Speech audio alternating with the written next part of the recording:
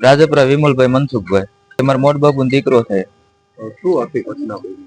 આમાં એવું છે, પલોટ બાબત થી અમારે રબારી 4-5 વર્ષથી ડખા હાલતા હતા. આ બીજી વખત બનાવ બન્યો. તે પેલા બૈરા ઉપર અને બીજા મારા ભાઈ ઉપર ને એમાંથી ફરી એક વખત હુમલો થઈ ગયો હતો.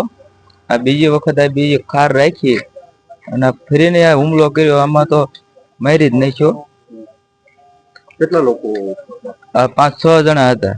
હવે તમારી શું માંગણી? માંગણી બધાની ધરપકડ થાય, જ્યાં સુધી એનું વિષયમાં સરઘસ ના કાઢે ત્યાં સુધી મારે લાશ સંભાળવા નથી થાય. કેટલા લોકો?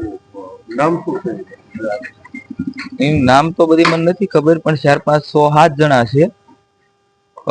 4-5 જણા 7 જણા એ બધા ફરીને હુમલો કર્યો.